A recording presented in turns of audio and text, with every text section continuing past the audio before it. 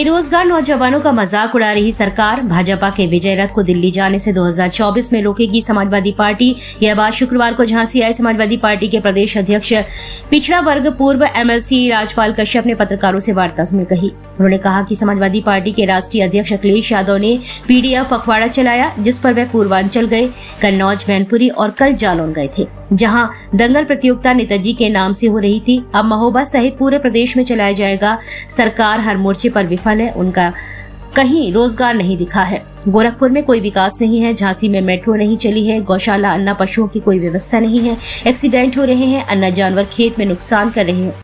ये सरकार नौजवानों किसान की कमर तोड़ रही है, इसलिए किसान धरने पर बैठे हैं। किसानों पर लाठी डंडा, गोली, आंसू गैस के गोले और गोलियां चला रही है। उन्होंने कहा कि भाजपा केवल उद्योगपतियों को खेती, किसानी, व्यापार आदि सभी कारोबार उद्योगपतियों को देने का सरकार काम कर रही है। उद्योगपतियों को सब कुछ देकर यह सरकार देश को गुलाम बनाने का काम कर रही है। सरकार बेफिजूल ही टैक्स लगाकर, जीएसटी लगाकर कमर तोड़ रही है लोगों की। बाबा साहब का संविधान बदलने का प्रयास कर रहे हैं भाजपा के लोग। सरकार जैसी नौकरी संविदा पर दे रही किसानों को भी कभी नौकरी से निकाल दिया जाता है, उसी प्रकार मंत्री भी संविदा पर रख रहे हैं, जब चाहे हटा दे। पूरे उत्तर प्रदेश में कोई विकास नहीं है, केवल विकास भाजपा के 5 स्टार होटल में दिख रहे हैं इनके। सिपाही भर्ती में अरबों रुपए सरकार ने लिए, लेकिन अभ्यर्थी को कोई सहायता नहीं दी। भर्ती में आने वाले सड़कों पर सो रहे हैं। भाजपा ने कहा था 2 करोड़ लोगों को नौकरियां देंगे, लेकिन किसी को नौकरी नहीं दी। सारी भर्तियां निरस्त हो जाती हैं। शिक्षकों की भर्ती में घोटाला हुआ, उसमें किसी को नौकरी नहीं मिली। नौजवानों को नौकरी नहीं दे पा रही है सरकार। नौकरी के नाम पर फॉर्म भरवाकर उसकी फीस ले रही है।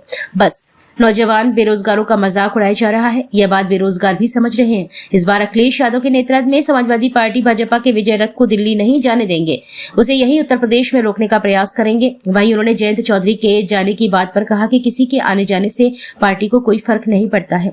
वहीं इससे प्रेस वार्ता में अलग नजरिया देखने को मिला, जिसमें जिला स्तर से लेकर वरिष्ठ सपा नेता इस प्रेस वार्ता में नदारत नजर आए, जिसकी चर्चा वहां मौजूद लोग दबी जुबान में करते नजर आए हैं।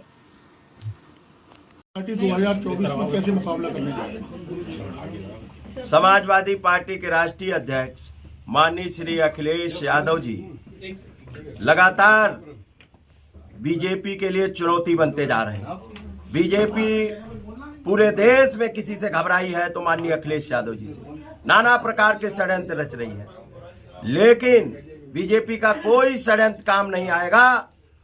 जिस तरीके से 22 में बीजेपी को घटाया है और 24 में माननीय अखिलेश यादव जी के नेतृत्व में बीजेपी का सफाया है। बीजेपी हर मोर्चे पे विफल है। न किसान की आय दुगनी कर पाई, न बेरोजगारों को रोजगार दे पाई, न हवाई चप्पल वाला हवाई जहाज में चल पाया, न विकास हो पाया, न झांसी और बुंदेलखंड और पूरे प्रदेश में जो अन्ना पशु हैं उनकी व्यवस्था कर पाई। जब देश के प्रधानमंत्री ने कहा था 22 में कि 15 दिन के अंदर हम गौशालाओं में भेज देंगे, लेकिन आज तक वो सड़कों पे घूम रहे हैं। इसलिए हर मोर्चे पे विफल सरकार। महंगाई चरम सीमा पे है। डीजल पेट्रोल सैकड़ों को पार कर गया। सिलेंडर किस तरीके से जो 350 का 400 का सिलेंडर था वो 1000-1200 को पहुंच गया। हर तरीके से डकैती, गरीब की डकैती डालने का काम बीजेपी कर रही है। बेरोजगारों का भी शोषण करने का काम कर रही है। आज लगभग 60 लाख लोगों ने आवेदन किया है पुलिस भर्ती में। जिस तरीके से 500 रुपए लिए हैं, लगभग 3 अरब रुपए लेने का काम बीजेपी ने किया है बेरोजगारों से फीस के माध्यम से, और लगभग 1500 रुपए एक आवेदक के खर्च हुए हैं परीक्षा देने से लेकर। ये बताइए 14 अरब रुपए जनता जो बेरोजगार है उनकी गाड़ी कमाई खर्च करा के, और नौकरी के नाम पे कुछ नहीं। जयंत चौधरी आपका साथ छोड़ गए 24 के पहले ही, क्या कहेंगे?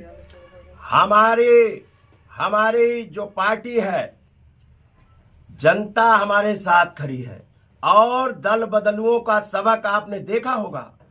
घोसी में क्या हुआ था? दल बदल करके लोग गए थे, तो जनता अब जागरूक हो गई। ऐसे दल बदल करने वाले लोगों को भी, और हमारी पार्टी, हमारे नेता ने तो सबका सम्मान किया, उनको राज्यसभा भी दिया, टिकटें भी दी, पार्लियामेंट जो चाहिए वो दी। हमारे नेता धोखा खा सकते हैं लेकिन धोखा देते नहीं है, हमारे नेता ने सिखाया। सवाल जयंत चौधरी के जाने के साथ में खड़े हो, आप हमें धोखा देके चले जाओ तो हम इस पे क्या कर सकते हैं? हमारे नेता माननीय मुलायम सिंह यादव जी ने सिखाया है कि धोखा खा लेना लेकिन धोखा देना नहीं। आपने मध्य प्रदेश में आपने कांग्रेस को धोखा दिया, उत्तर प्रदेश में 24 के लिए आप शामिल हो रहे हैं। मैंने किसी को धोखा नहीं दिया। मैं अपने समाजवादी मूल्यों और समाजवादी पार्टी की नीतियों और कार्यक्रमों को लेकर पूरे प्रदेश और देश में और बाबा साहब के संविधान की रक्षा और लोकतंत्र की रक्षा के लिए हम लड़ाई लड़ रहे हैं। जयंत चौधरी के जाने से कितना फर्क पड़ेगा सपा को? मैं कह रहा हूं, कौन जाता कौन आता इससे मतलब नहीं है। कौन वर्तमान में बड़ा संकट है देश के सामने, संविधान की रक्षा, लोकतंत्र की रक्षा, वोट का अधिकार बचाना है, बेरोजगारी खत्म करना, महंगाई खत्म करना है, ये सब बड़े मुद्दे हैं। इसके लिए समाजवादी पार्टी लड़ रही है। और आप देख लेना, समाजवादी पार्टी और माननीय अखिलेश यादव जी के नेतृत्व में इस बीजेपी के विजयी रथ को रोक दिया जाएगा उत्तर प्रदेश में ही, और गुजरात मोदी जी को गुजरात वापस भेज दिया जाएगा। स्वामी प्रसाद मौर्य के लिए क्या कहेंगे? समाजवादी पार्टी सभी जाति वर्ग धर्मों का सम्मान करती है और समाजवादी पार्टी इसीलिए सोशलिस्ट पार्टी है, सभी विचारों के लोग रहते हैं। और समाजवादी पार्टी इस आरक्षण जो खत्म हो रहा, जाति जनगणना नहीं बीजेपी करा रही है। सवाल स्वामी प्रसाद मौर्य से जुड़ा था।